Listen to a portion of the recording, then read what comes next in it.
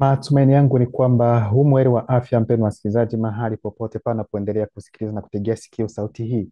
Hii ni sauti ya ndugu yako Imani Mchimbo katika siri ya mambo yaliyofichika, na kwa ruhusa yake Luba Tite na tena mbele zenu, wapendwa wasikilizaji, na kipindi na mada hii ambayo tayari mzaliwa wa pili ambaye ni Zulula ameshaitoa kwetu, nami naja kuinukuu katika lugha ya Kiswahili.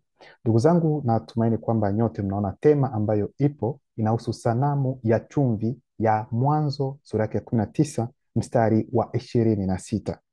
Najua kwamba mkiandika kwenye mitandao ya kijamii katika sehemu zingine zote ambazo mnazijua, ndugu zangu, kuhusiana na sanamu ya chumvi, mara watawachorea mwanamke ambaye wataita kwamba huyu mwanamke alikuwa mke wa nani? Wa Lutu, aidha Loti, kwamba aligeuka kuwa sanamu ya nini?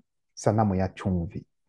Wanawambia kwamba alitazama nyuma akageuka kuwa sanamu ya chumvi, lakini swali ambalo linabaki, wakati alipogeuka nyuma aliona kitu gani? Ni nini kilichomfanya kwamba wakati alipogeuka na akawa moja kwa moja sanamu ya chumvi? Hilo hawawezi kuwaelezea ndani ya Biblia za kisasa. Kwa nini? Ni kitu gani alichokiona? Aidha, ni kitu gani kilichomfanya awe sanamu ya chumvi? Na hiyo chumvi ilitoka wapi? Pia nafikiri hizi ni swali ambazo ni muhimu zaidi sana, ambazo hazina majibu ndani ya Biblia za kisasa.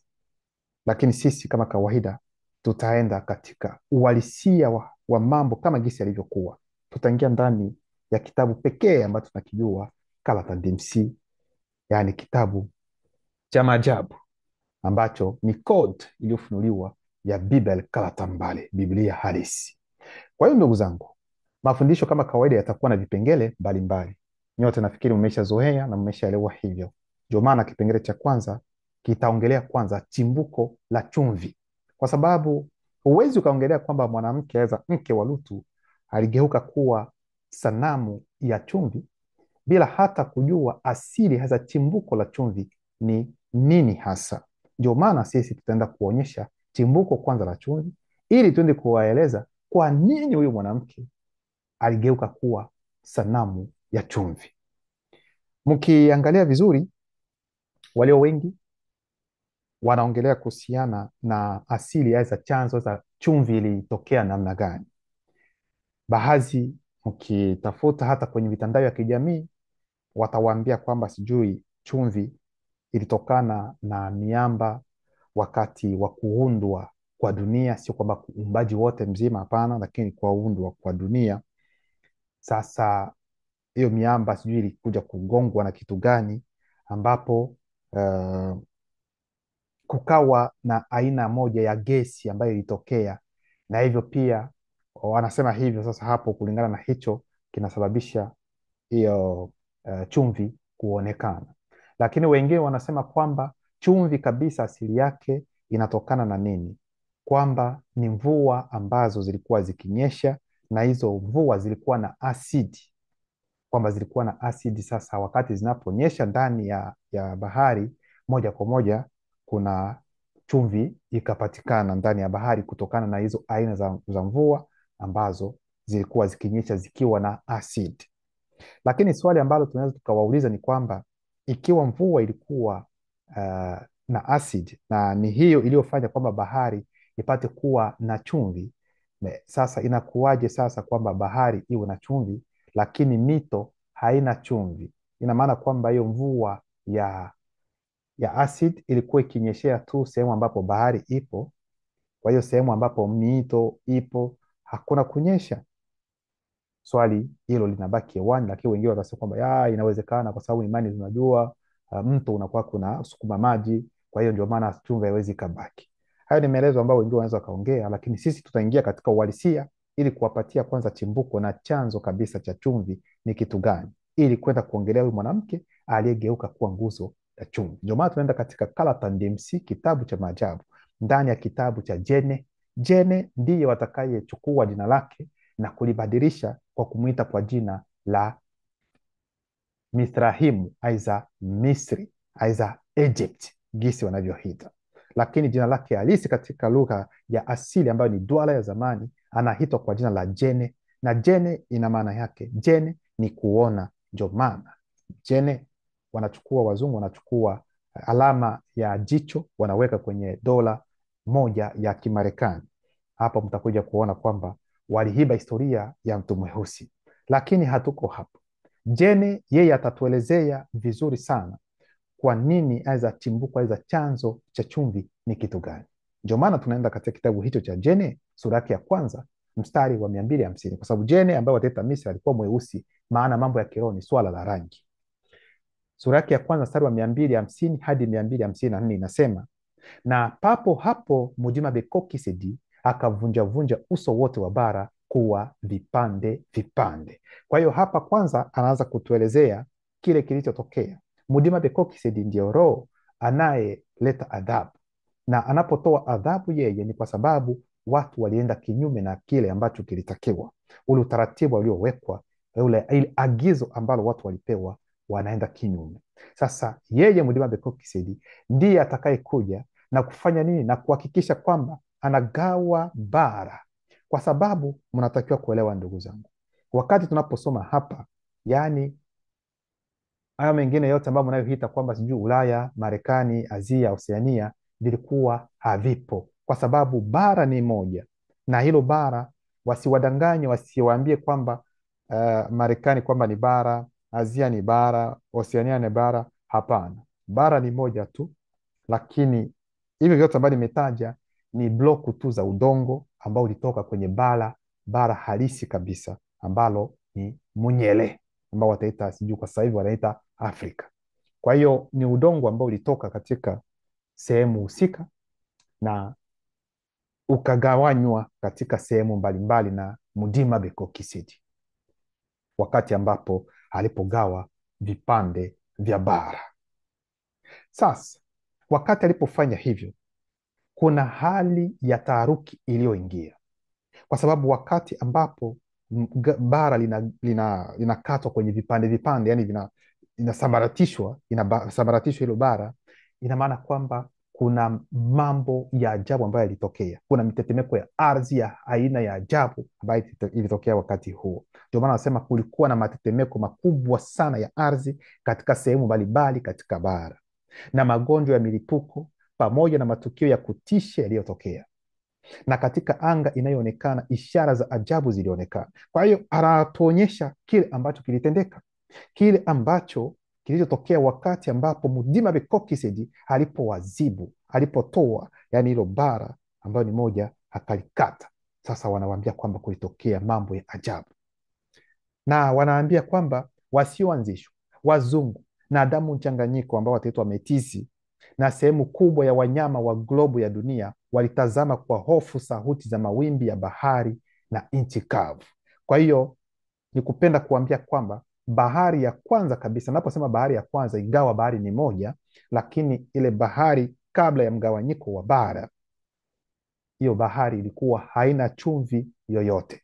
Sasa mtajiuliza, ikiwa ilikuwa haina chumvi yoyote, sasa hiyo chumvi ambayo inapatikana kwa muda huu ilitoka wapi? Ndio maana tunaenda kwenye chimbuko lenyewe ili mupate kuelewa kwelikweli ilitoka wapi. Kwa hiyo bara hiyo, tuseme hiyo bahari ya kwanza haikuwa na chumvi na haikuwa na sukari tukasema hivyo. Halafu anaendelea kusema kwamba kulikuwa na mawingu ya zoruba za tabaka nyingi yakitoa kumrazi radi na ngurumo pamoja na vimbunga duniani kote.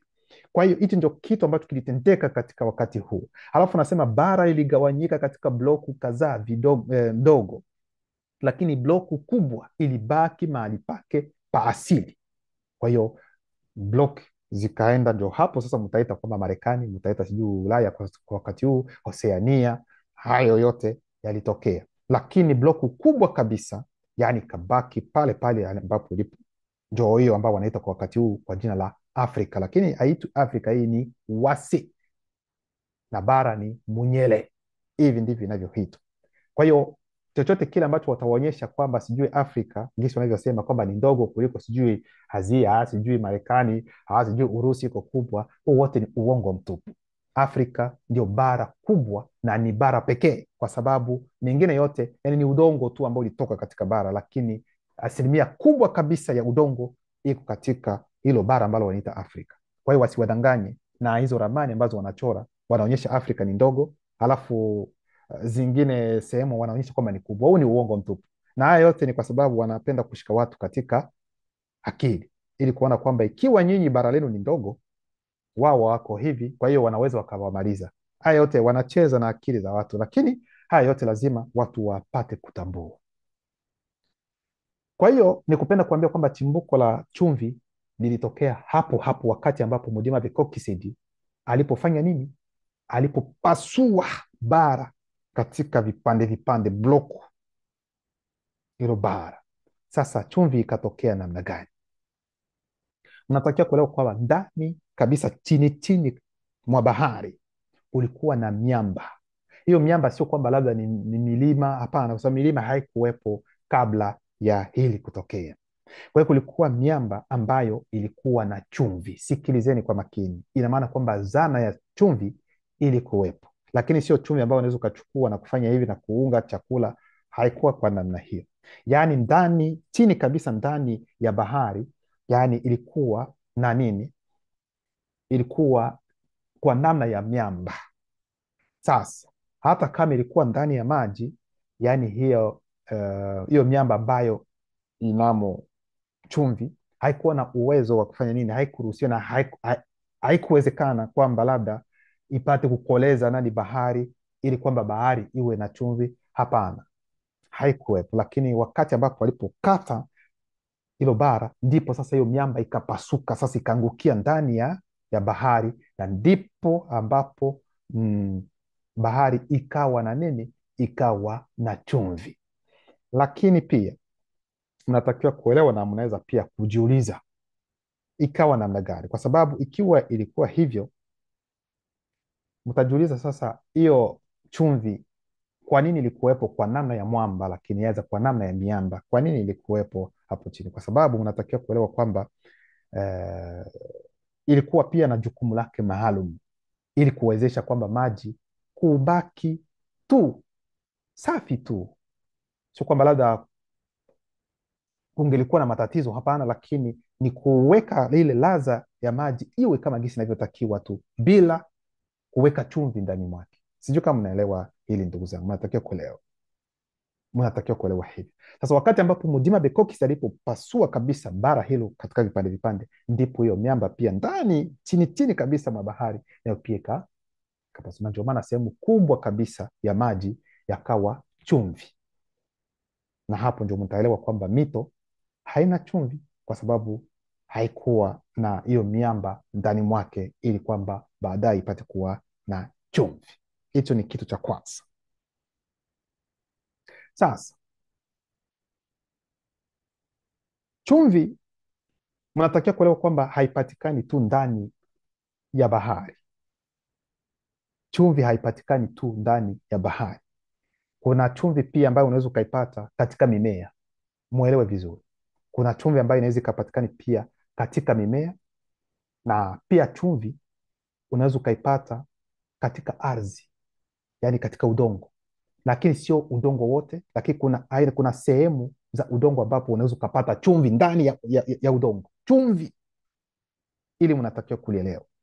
Sasa ndio maana kitabu cha Temusea sura yake ya 39 mstari wa 6 inasema, nimeifanya nyika kuwa makao yake, na ardhi ya chumvi kuwa makao yake. Kwa hiyo hata watenda sayansi ya uchawi wanatumia chumvi sana katika mambo yao ya kichawi. Kwa nini? Kwa sababu wao wanachukulia chumvi kama ni kitu cha kutumia katika mambo ya kichawi, na tutawaeleza kwa nini wao wanafikiri hivyo. Tutafika kitabu cha Isombe sura yake ya 57 mstari wa 19 hadi 20 inasema, kitu cha sita kilichotumika ni chumvi, ambacho ni uwakilishi wa uanzishwaji wa Jenguma Madiba, yaani nguva za majini, kwa yule anayeanzishwa, hii ili kupokea nguvu ya utongozaji na utajiri. Maana yake ni nini? Yaani watenda sayansi ya uchawi wao watachukua chumvi kama vile kiashiria, kama vile chombo ambacho kitawawezesha kupita katika njia hiyo. Yaani wanachukulia hivyo kwa sababu wanajua kwamba chumvi inatoka ndani ya bahari, na humo ndani ya bahari kwa mujibu wao kuna demons, kuna mamiwata, kuna ndengu, kuna nguva za majini zimo ndani. Unaona? Kwa hiyo wao wanapochukua hivyo sasa, hiyo chumvi itakuwa kama vile njia ya wao kupita ili kuwa na mawasiliano na ulimwengu wa giza la kichawi ndani ya maji, lakini kwa sababu inahusu maji. Kwa hiyo ndio wao watatumia hivyo ili kwamba baadaye wawe na wao mazungumzo, wawe na uhusiano zaidi sana. Na ndio maana wanasema aina kadhaa za demon za kiume na za kike zinahusishwa pia na aina nyingine za uanzishwaji katika bwiti zinazotokana na zinazotoka kwa Bako, yani mbilikimu. Yani wanapenda kukuambia kwamba kwa sababu kuna aina ya bwiti, hiyo bwiti ni namna ya ibada, lakini ibada kwa sasa hivi ambayo ni mbaya, ila hapo awali walioanzishwa walikuwa wakitumia na ilikuwa kulingana na ukweli, lakini walibadilisha wakaanza kufanya mambo mengine ambayo yako zidi ya neno kile ambacho wanakifanya kwa wakati huu. Kwa hiyo kwa mujibu wao wanasema kwamba nguva za majini zimo baharini. Sasa ikiwa zimo baharini na chumvi inatoka ndani ya bahari, kwa hiyo watachukua chumvi, wataanza kutumia katika mambo yao ya kichawi ili kuwakilisha njengu, aidha nguva za majini. Yaani hiyo chumvi itakuwa kama vile ni mfereji, ni njia, ni mapito ya kufikia ulimwengu wa kichawi wa maji. Sio kama unaelewa hapo ndugu zangu. Lakini wengine watasema kwamba watatumia chumvi ili kwamba kuepukana na ikiwa kutakuja roho ambayo ni mbaya isiweze, unaweka chumvi sijui kwenye mlango wa nyumba yako, ili kwamba wengine wanasema wachawi, wengine watu ambao wana roho mbaya wasipate kufanya nini, wasipate kuja, wasipate kuingia, wasipate kuwasumbua. Wataweka hivyo kwamba huo ni ulinzi unaowasaidia. Kwa hiyo kuna zana hiyo ya chumvi ambayo hata ulimwengu wa giza la kichawi unatumia chumvi katika lengo maalumu wao wanavyofikiri wao, lakini mnaenda kusikiliza ukweli uko wapi. Kipengele cha pili tutaongea kuhusiana na ufunuo kuhusu kuangamizwa kwa Weya na Sepe ambayo ni Sodoma na Gomora. Kitabu cha Sango ambaye wataita Abrahamu. Sango alikuwa mweusi pia, kwa sababu mambo ya kiroho ni swala la rangi. Sura ya kwanza mstari wa 223 hadi 230 inasema, basi walipokwisha kututoa, huyu anayeongea hapa ni Mboti, yani ni mwipwa wa Sango, ndiye anayeongea. Mboti ndio nani ambao wataita Lutu wa Loti. Yeye anasema namna gani walivyotoka sasa katika Weya kuelekea sehemu ambapo wanatakiwa kukimbia. Na sasa basi walipokwisha kututoa, mmoja wa walinzi wakuu akaniambia, okoa uhai wako, usiangalie nyuma yako na wale wote walio pamoja nawe, kwa kuogopa kukutana na mitazamo ya kutisha ya roho ambazo lengo lao ni kugandisha kila kiumbe ambacho hakijafikia umoja, na usisimame, kuna mabano, kwa utashi wako, kwa ajili ya kukimbilia kwenye mlima, kwa kuogopa wale ambao wanaangamia kwenye sehemu yoyote. Maana yake ni nini? Yaani hapa ni wakati ambapo kuna roho za agizo kula vitu wawili ambao walimjia Mboti na kumwambia kwamba haondoke, atoke hapo. Sasa wakati alipokuwa njiani akaambiwa kwamba hapana kuangalia nyuma. Mtaenda kuelewa kwa nini aliambiwa kwamba asiangalie nyuma. Maana yake ni kitu gani hasa? Tutaenda kuyaona hayo yote, mtaenda kuelewa. Sasa wanamwambia kwamba kuna roho ambazo ziko pale, zina uwezo, yani kupitia mtazamo wao tu. Ikiwa wewe utu wako tatu, yani roho, nafsi na mwili, havijakuwa kitu kimoja katika ukweli, ukitazama viumbe hivi vya kiroho, yani unaganda moja kwa moja, hauwezi yani unakuwa ni sanamu moja kwa moja. Sijui kama unaelewa vizuri. Ndio maana wakaambiwa kwamba msitazame nyuma, kwa sababu mkiona basi inaisha kwenu, inaisha kwenu. Kwa hiyo nendeni bila kutazama nyuma, nendeni bila kutazama nyuma, kwa sababu watu walio wengi ambao Mboti aliokuwa nao walikuwa watu ambao bado hawajatimiza ukamilifu, aidha huu umoja wa utu wao wote tatu. Unaona ndugu zangu? Kwa hiyo walitakiwa waende na wasitazame nyuma. Kisha mimi Mboti nikamjibu, mgeni mwenye nguvu na kuomba, tazama, nimepata neema machoni pako, nawe umenifanyia rehema nyingi kwa kuyaokoa maisha yangu, lakini siwezi kukimbilia mlimani kabla maafa hayajanifikia, la sivyo nitaangamia, kwa kuwa uwepo wako umeondoa sehemu ya nguvu zetu. Kwa hiyo sasa akamwambia, yani Mboti akamwambia kwamba huyo mlinzi kwamba kwa kweli sisi tunashukuru sana kwa gisi mlivyotutoa sehemu hiyo, lakini sehemu ambapo mnatuambia kwamba twende ni mbali sana, na mimi nguvu sina tena, kwa sababu uwepo wenu tu yani umechukua sijui nishati yetu karibu yote. Kwa hiyo hata kuendelea inakuwa ni vigumu. Kwa hiyo Kihewo, unaweza ukaruhusu basi tusimamie sehemu hiyo, huo mji ambao uko pale, ili kwamba labda tuokoe maisha yetu. Sasa mtajiuliza, kwa nini mji huo akimbilie?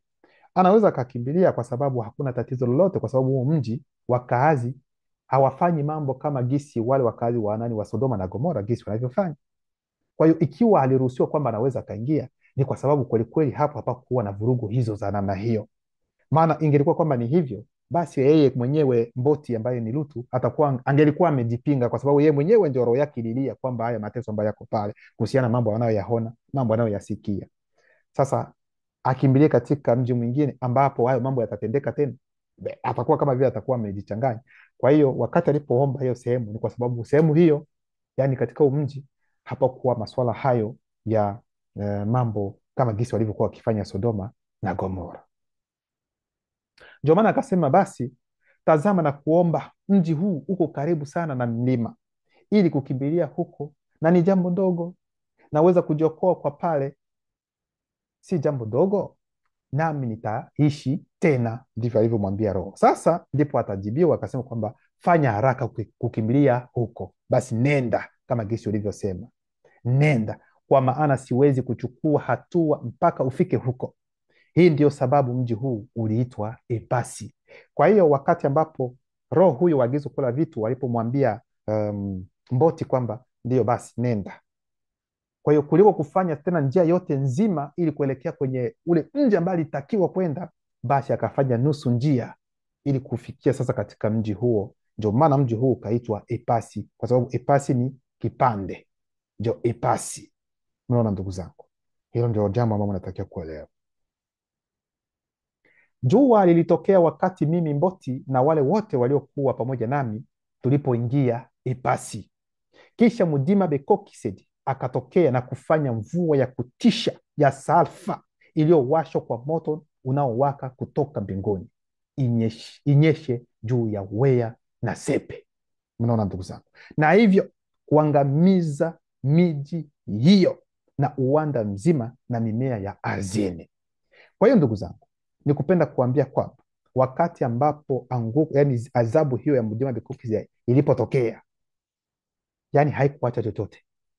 Msifikiri kwamba labda wakati walipounguza kwamba labda mnaweza mkaona hata mfupa wa mtu ambaye alifariki aza nini. Hakuna chochote ambacho, yani waliteketezwa, yani waliangamizwa kwelikweli. Hakuna kuona chochote, hata kucha, hata nini, hakuna hata alama yoyote ili kuhusiana na wao iliyoachwa. Kwa hiyo hakuwa moto wa kawaida kama gesi tunavyofanya moto ambao tunaowasha ndani ya jiko zetu, tunapikiwa ugali nini. No, sio moto wa namna hiyo. Huu ni moto ambao ulitoka mbinguni, uliotumwa na roho za agizo kula vitu, na mmoja wao ambaye kwenye msafara ni Mudima Bekokisedi. Lakini pia unatakiwa kuelewa kwamba wakati ambapo Mudima Bekokisedi alipoangamiza mji huo, muelewe kwamba pia kulitumiwa chumvi pia. Yes, katika hali inayoonekana kulitumiwa, upande wa kimwili ulitumiwa chumvi katika kuunguza miji hiyo pia. Unatakiwa kuelewa. Ndio maana katika kitabu cha Byala ambayo wataita Kumbukumbu sura yake 13 mstari wa kwanza inasema, wakati kizazi kilichoanzishwa kitakachowafuata, kizazi cha watoto wenu, uzao wa wazungu na damu mchanganyiko ambao ni Wametisi, watakapoona maafa na majanga ambayo baba zao walifanya katika bara lenu, watasema wakati huo tu, sehemu hii ya bara imechomwa kwa kiberiti na chumvi. Hakuna kinachoweza kupandwa humo, hakuna kinachoweza kumea humo, hata nyasi haziwezi kumea humo. Kwa hiyo chumvi inaweza pia kutenda katika mambo ya milipuko, aidha kuunguza mambo kama hayo, kwa sababu chumvi naye pia inaungua.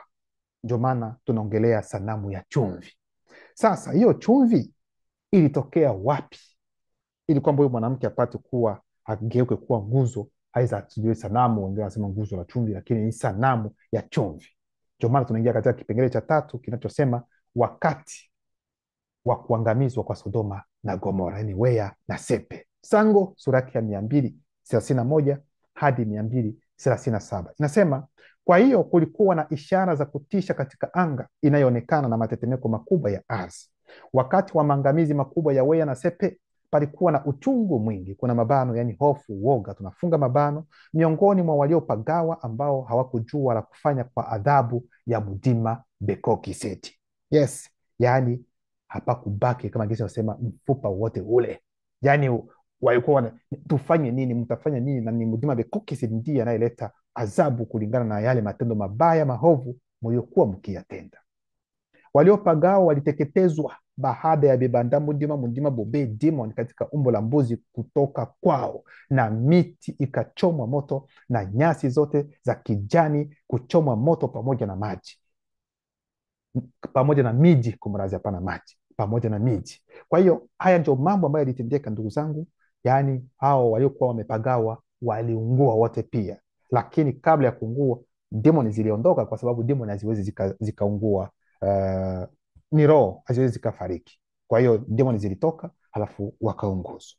Wakati wa kuteketea kwa waliopagawa baada ya bebandamu mudima bobe demon katika umbo la mbuzi kuwatoka waliopagawa, neno la lugha halikuwaruhusu kuhisi uchungu wa mwili ulioungua kwa muda mrefu, kwa sababu ulimwengu wa kiroho una uwezo wa kufanya kwamba unaungua, unaweza ukahisi maumivu ya kuungua hata kwa muda wa mwezi hata miezi miwili, lakini ulimwengu wa kiroho haukuruhusu kwamba maumivu hayo yapate kuwa ya muda wa kutosha. Hapana. Sijui kama unaelewa hiyo, ndugu zangu. Sasa lakini walionja tunda la fumbo la zabibu za mauti. Kuna mabano za kimwili na kiroho, yaani walikufa kifo cha kimwili na kiroho. Walipohisi kiroho macho ya kutisha ya roho ambazo lengo lake ni kukandamiza, yaani ni kugandisha, kumrazi kiumbe chochote ambacho hakijapata umoja kamili wa utu wao tatu kutoka katikati ya moto. Lakini mke wangu mimi Mboti, hapa nasema, alitazama nyuma. Sikilizeni kwa makini. Kwa hiyo Mboti anaanza kusema sasa mke wake yeye alitazama nyuma. Kwa nini alitazama nyuma? Kuna mabano kala tandimsi inatuelezea kwa sababu ya mlango wa kuingilia kutokana na kupenda kwake furaha ya vitu vinavyoonekana. Mnaelewa? Kwa hiyo kwa sababu miji hiyo ya Sodoma na Gomora ambayo ni Wea na Sepe, Munedi anatuambia ilikuwa kama vile paradiso hapo awali. Kwa hiyo mambo ambayo yalikuwa kule yalikuwa yamependeza kweli kweli, lakini kati ya hivyo kuna vitu ambavyo vilikuwa vimekatazwa. Sasa yeye kuacha vile ambavyo alivyokuwa navyo, no, akaangalia nyuma, kwa sababu alikuwa na haja, alikuwa na hamu ya kuwa na hivyo vitu, na ni vitu ambavyo vilikuwa vimekatazwa. Asiangalie nyuma kwa yale ambayo yamepita. Na haya ni mafundisho pia kwetu kwamba wakati unaposonga mbele, hapana kuangalia nyuma. Kuangalia nyuma maana yake ni nini? Tena kwenda kuangalia kufanya vile ambavyo ulikuwa tayari umeisha viacha. Neno limekuja limekuokoa katika mambo fulani, tena unarudi nyuma tena kufanya yale ambayo ulikuwa ukiyafanya kabla hujajua ukweli. Baadaye utakuwa hauna ladha, utakuwa hauna thamani tena. Ladha namaanisha, kwa sababu ni kama vile chumvi, hauna ladha tena, hauna maana yoyote. Na ikiwa mtu hana ladha, hana maana yoyote, huyo ni kama vile ni sanamu ya chumvi, na sanamu ya chumvi haiwezi kaongea, haiwezi katembea, haiwezi kala, haiwezi kanywa, haiwezi kafanya chochote, yani haina manufaa yoyote. Ndivyo nawe pia unakuwa moja kwa moja kati ya hao wengine wanaochukuliwa kama chumvi ambayo haina ladha. Naona ndugu zangu. Kwa hiyo hicho ndio kitu ambacho kilitokea kwa mke wa Mboti, na kutazama huko nyuma pia kunaweza kukamaanisha pia yaani kutokutamani vitu ambavyo vimekatazwa na neno, vitu ambavyo unajua kwamba hivi si vizuri, lakini wewe pia bado ungali unatamani. Unaona ndugu zangu, kwa hiyo kipengele cha tatu kinahusu sanamu ya chumvi na maana yake ya kiroho. Sasa ataelezea kwamba alipokutana, yani Mboti anaelezea kuhusiana na mke wake alipokutana kiroho na mtazamo wa roho anaigandisha, alishikwa na hofu kuu. Yani wakati alipogeuka nyuma akaona moja kwa moja roho walio na uwezo. Ukimwona tu, na ikiwa utu wako wote tatu ujakuwa kitu kimoja, utakuwa na umoja moja kwa moja na ganda. Sasa wakati alipoangalia akaona moja kwa moja mtazamo wake wa kiroho, aliona kwa macho ya kiroho, sio macho ya kimwili, hapana. Moja kwa moja akaingiwa na hofu, woga, akatetemeka, akasema na ni wakati huo huo mke wa Mboti alijiona kwamba amepoteza manufaa yake, aliona kwamba amepoteza ladha yake moja kwa moja, kwa kuangalia, kwa kufanya kile ambacho kimekatazwa. Sasa anayetuelezea hapa ni Mboti. Swali ni kujiuliza, wote walikuwa safarini, wanaelekea, wote wanaenda, na wote waliambiwa kwamba wasitazame nyuma. Sasa ikiwa mke wa Mboti ambaye wataita Lutu alitazama nyuma, na hapa tayari ni Mboti mwenyewe anayetuelezea yeye alifanya namna gani ili kujua kwamba mke wake aligeuka nyuma, akawa nguzo, akawa sanamu ya chumvi. Ina maana kwamba naye pia alitazama akaona kwamba mke wake amegeuka, lakini yeye hakugeuka kuwa maana yeye naye pia hakutakiwa kufanya nini? Hakutakiwa kutazama nyuma. Sasa hii hadithi ambayo anatuelezea imetoka wapi? Ndio maana Biblia alikala tambale haizakala tandipsi inatupa maelezo. Mimi Mboti niliona, kuna mabano, kupenya yote haya kutokana na maono niliyoonyeshwa na mmoja wa walinzi wawili wenye nguvu. Unasikia? Kwa hiyo anatuambia haya mambo, ikiwa anaongelea kuhusiana na mke wake kwamba aligeuka kuwa nguzo la chumvi, kuwa nani, sanamu ya chumvi, ni kwa sababu alipewa sasa maono ya kile ambacho kilitokea kwa mke wake, na hizo roho ambazo zilizompa huo ufunuo atazitaja pia. Akasema kwamba mimi Mboti niliona, yani kupenya yote haya kutokana na maono niliyoonyeshwa na mmoja wa walinzi wawili wenye nguvu. Mmoja alijulikana kwa jina la Osobe, yani roho mmoja alijulikana kwa jina la Osobe, roho wa agizo kula vitu, ambayo inamaanisha kutenganisha, aidha kuokoa, tunafunga mabano. Na mwingine kwa jina la Wunja, hapana uonja, bali Wunja, ambayo inamaanisha kufungua, kuachanisha. Yani kuna mmoja kati ya hizo roho ndiye aliyemwambia kile kilichotokea kwa mke wako, na jamana akalelewa. Sio kwamba aligeuka nyuma akajua hivyo, hapana, maana yeye pia angegeuka, angebaki vile vile kuwa sanamu ya chumvi. Kwa hiyo wakati huo huo mke wake akageuka kuwa sanamu ya chumvi. Sasa kwa nini akageuka kuwa nguzo, sanamu ya chumvi? Kwa nini asigeuke kuwa sanamu ya sukari? Kwani kwa sababu haya maswali watu lazima watajiuliza, kwa nini asigeuke hiki, kwa nini asigeuke kile? Kwanza, kitu cha kwanza mnatakiwa kuelewa kwamba aligeuka kuwa sanamu ya chumvi kwa sababu kwanza mtu mwenyewe kwanza yeye ana chumvi ndani mwake. Sikilizeni kwa makini, mtu mwenyewe ana chumvi ndani mwake, na ndio maana utaona kwamba machozi ya mtu yana chumvi, lakini mate hayana chumvi. Aha. Jasho lina chumvi pia, kwa sababu ndani ya mwili wa mtu kuna chumvi. Sijui kama unaelewa hili. Ndio maana hata wakati ulipokuwa wadogo, ukianza kulia unalia, sijui labda umenyimwa sijui chakula fulani, aidha ulikuwa unapenda hivi au kupewa hata pipi, unalia mzazi anakuja anasema sio vibaya, ni vizuri, kwa sababu anaosha nini? Anaosha macho vizuri, kwa sababu vilio pia, kwa sababu machozi yanaosha. Ikiwa mjui, machozi pia yanaosha macho, kwa sababu hiyo chumvi hiyo inaosha, yani inasafisha, inatakasa pia kwa namna moja za nyingine. Unaweza mkaelewa hivyo jinsi tunavyoongea. Ndio maana kitabu cha Nginya ambayo wataita Ezekieli sura yake ya 18 mstari wa kwanza hadi 4 inasema, Mutatedi alinihutubia na kusema, mwana wa moto, wajulishe taifa lijulishe taifa lisiloanzishwa la Longanapi uhalifu wake wa kuchukiza, liambie hivi ndivyo Mutateli kiongozi anawatangazia wasioanzishwa walunga napi, kwa asili yako na kuzaliwa kwako wewe ni wa jamii iliyochaguliwa. Babu yako ni moto na muto. Wakati wa kuzaliwa kwako, roho msimamizi wa uzazi na roho msimamizi wa utangulizi katika hali inayoonekana walikuwepo. Ulianzishwa tangu ujana wako, ukawa chumvi iliyosafishwa ya dunia iliyotolewa kutoka baharini, na ulikuwa chini ya ulinzi wangu. Kwa hiyo wanachukulia mtu, sisi watu weusi ni chumvi, tunachukuliwa kama chumvi. Lakini chumvi ikiwa inapoteza ladha yake, ndugu zangu, itakolezwa na kitu gani? Angalia gesi watu wanavyoelezwa. Watu weusi wao walitakiwa kuwa chumvi ya dunia, lakini ni wao ndio wanakubali takataka za kila aina ya dini. Ni wao wanaokaa pale masaa na masaa, wanafundishwa na rangi zingine ambazo hazikuwepo hata kwenye utaratibu wenyewe. Alafu mtu mweusi anaambiwa kwamba yeye ndio mpagani, rangi zingine ndio watu wa Mungu wanaotembea kulingana na watu mweusi. Yuko pale analilia Mungu wa Israeli hapati kumwokoa. Hiyo ni aibu mtupu. Namna gani? Mungu wa Israeli, tunakuomba. Waisraeli wenyewe kwa wakati huu wako katika vita.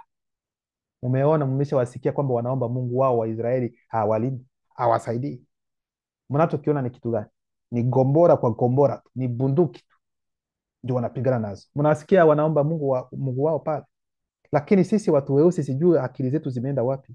Wakati ambao mnapokuwa na matatizo, tunaomba Mungu wa Israeli utusaidie. Ikiwa huyo Mungu wa Israeli mwenyewe haonekani huko, ataonekana kwenu nyinyi? Ataonekana kwenu nyinyi? Tutumie busara, tutumie akili. Tulidanganywa kwamba labda wale wanaojiita Waisraeli kwamba ndio taifa la Mungu. Ni uongo. Watu weusi ndio taifa la Muumba, ndio taifa teule. Waliiba historia ya mtu mweusi, wale wajanja walio pale. Ile ni nchi ambayo ilitengenezwa tu na Umoja wa Mataifa katika mwaka 1947-48. Someni historia. Lakini Israeli ilikuwepo tangu awali tu. Sasa ilikuwa wapi wale? Hata kitabu cha Ufunuo inasema kuhusiana na wao. Kitabu cha Ufunuo sura yake ya 3 mstari wa 9, kwamba ni sinagogi la Shetani. Wao wanaojiita kwamba ni Wayahudi, kumbe sivyo. Wanajiita kwamba ni Wayahudi lakini sio. Hata kitabu cha Ufunuo sura yake ya 2 mstari wa 9 tena hivyo hivyo.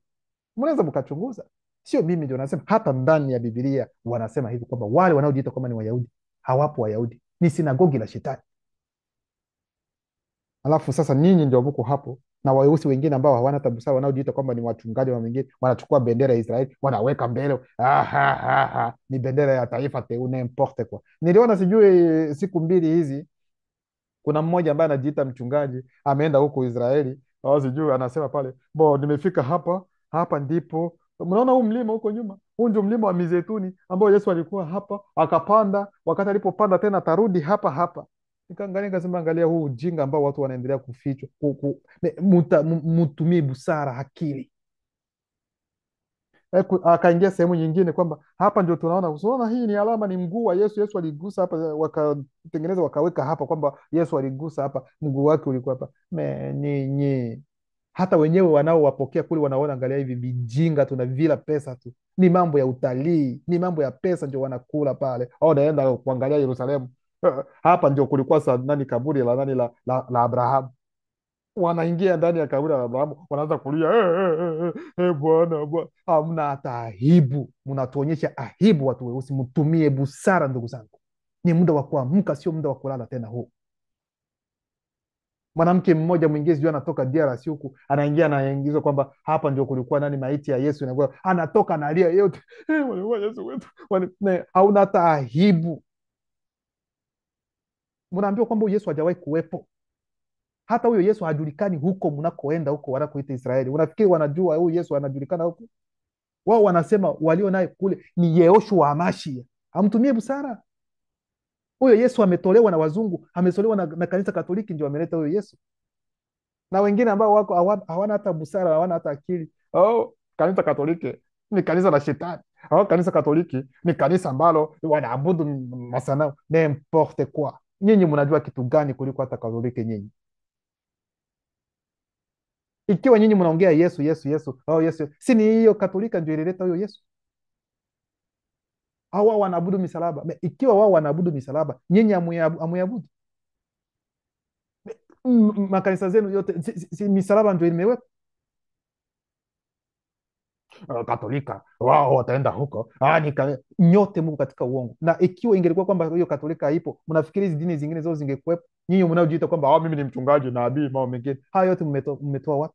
Hivi mnafikiri nyinyi mnaojiita kwamba nabii mmesoma sana kuliko hao mapadri wa Kikatoliki? Walisoma, ingawa walisoma ni uongo ambao wanasoma, lakini katika uongo wana akili katika uongo kuliko nyinyi wengine ambao wako pale, Mungu ameniambia, Mungu ameniambia, Mungu ameniambia. Hamna hata aibu. Ni wakati wa kuamka, watu weusi. Dini zote katika dunia ni za uongo. Msiende kulumbana kwamba au sijui Wakatoliki ndio wabaya, au sijui Waislamu ndio wabaya, za sisi ndio wazuri, au sijui wa Pentekoste, sijui washika sabato ndio wazuri. Nyote ni uongo mtupu. Dini zote ni za uongo. Nasema, naongea tena na kaza maneno yangu, na sina woga, nawaambia ukweli, na wanalijua hili. Taifa teule ni la mtu mweusi. Mtu mweusi hana haja ya dini ili kuingia katika ufalme huu mnaoita ufalme wa Mungu. Mtu mweusi ni Mungu hapa duniani aliyepoteza mwelekeo. Mwanamke mweusi ni Mungu wa kike hapa duniani aliyepoteza mwelekeo wake, na wakati ambao anatakiwa sasa kuona na kufuata mwelekeo wake ndio huu. Ukweli uko hapa, na hapa ndipo mwanzo wa kujitambua wewe ni nani, alafu nasonga mbele. Katika hizo zote dini, imani zingine zote, wengine wanaenda kuabudu mababu zao. Utaenda kuabudu babu namna gani? Wewe umechanganyikiwa hizo namna gani, ndugu yangu? Babu yake ni kiumbe, na huyo babu ambao unaenda kumwabudu ni babu wa namna gani huyo? Mimi nauliza kila wakati. Hawa ambao wanabaka watoto, hawa ambao wanavuta sijui sigareti, wanavuta sijui wanakunywa na wanalewa hovyo hovyo,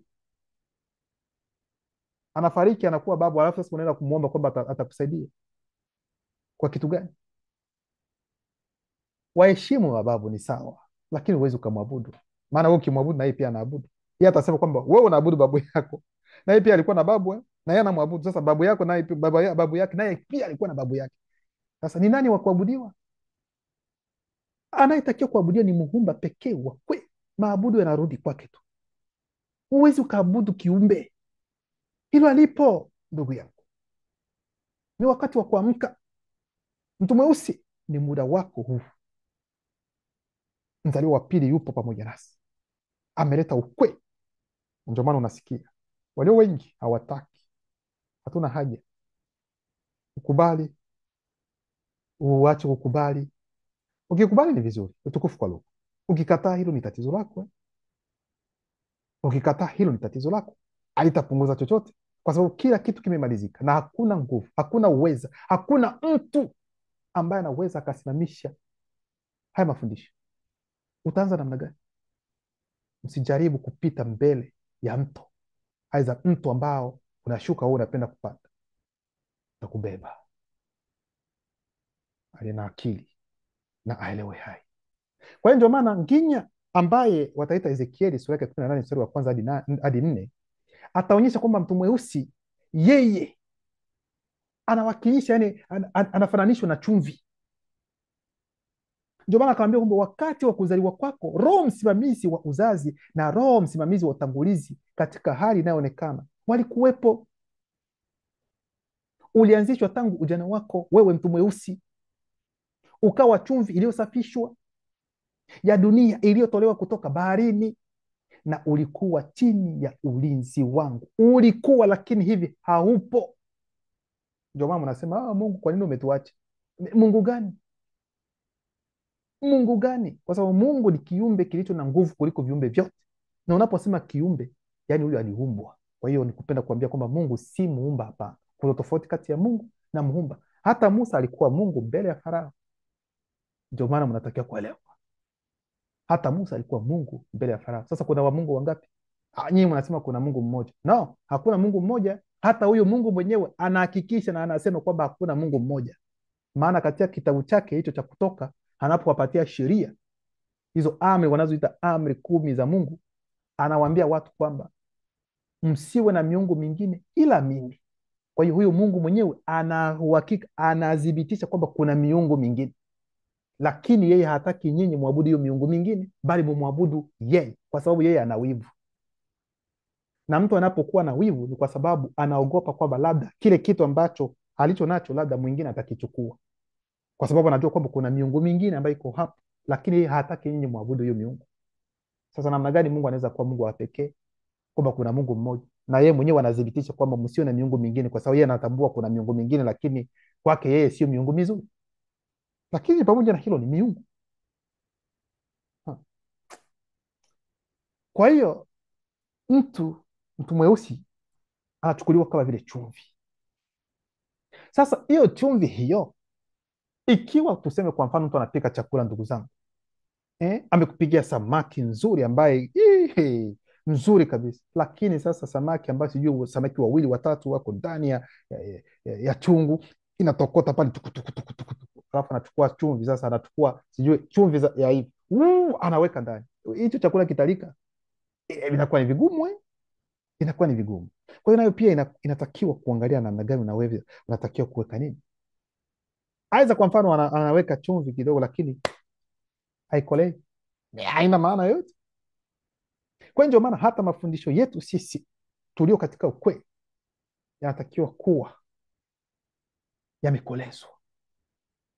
Yaani tunaposema yamekolezwa, yaani anaongozwa na mundi na Roho, ili kwamba kila mtu anaposikia naye pia anakula hayo mafundisho, anakula chumvi. Nasema kula chumvi. Ndio maana Kuduma Nemula sura yake ya 36 mstari wa 23 nasema, na kwetu sisi mitume wake alisema, ninyi ni chumvi ya dunia iliyosafishwa, iliyotolewa kutoka baharini. Lakini chumvi ikipoteza ladha yake, itarudishwa na nini? Inafaa tu kwa kutupwa nje na kukanyagwa kwa miguu ya wasioanzishwa, wahasi, wazungu na damu mchanganyiko.